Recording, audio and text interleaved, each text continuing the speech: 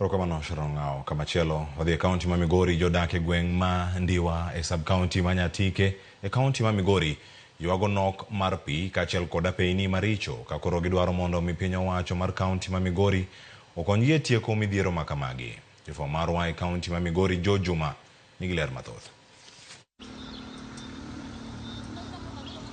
Gweng' ma Ndiwa e ward ma North Kadem e sub county ma Nyatike en achiel kuom gwenge mathoth e kaunti ma Migori ma pod gantie kod pek e yudo pi maler. Thoth oganda to enye joma mine e gweng'ni ma Ndiwa e sub county ma Nyatike mondo chiew kinyi mar ka sa 11 ka giwuoth mabor ka gimanyo pi. Mine kawo kinde mar seche 2 kod seche 4 ka gimanyo pi ma bende yudore mana e dago achiel ka achiel kod pi achiel. An miyo modak e wi malo pith Kamboro malo. Pi waonge godo e gweng'wa ka wan magi sosa achiel mar pi manie Ndiwa Center.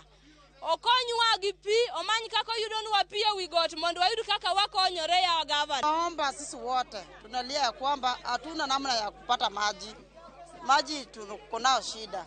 Na jinsi ya kupata mboga pia imetukalia ngumu, tujua tuna vile tunasafanya irrigation. Mary Odege na achiel kuom jodak e gweng'ni ma Ndiwa wach nigi mondo chiew mondo ka giom pi e dago achiel gwigigo ma bende giriwo kod jamni. Kama ntiere no pi onge kendo wawinjo marach ne pi ma wachiewe samarach. Mikayo de wan nok mar piny mikoro sethiro kata chendogo mag somo mag nyithindgi nikech jopuonjre ka wuok e skul mag midhiambo koro gikawo kinde mathoth ka gimanyo pi luok. Wan kod nyithi skul madhi e skul mar St. Jacob Kolanya.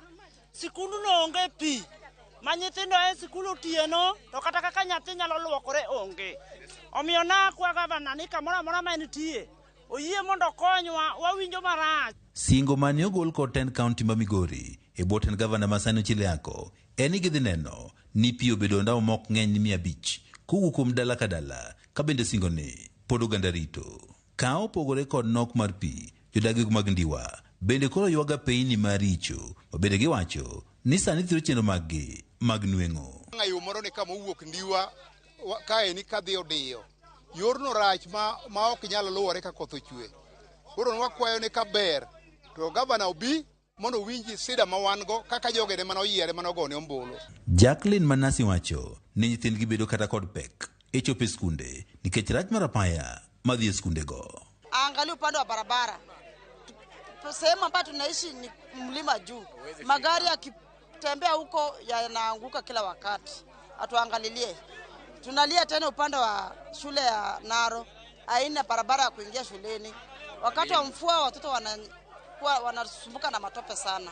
George Juma, Ramogi TV, Migori.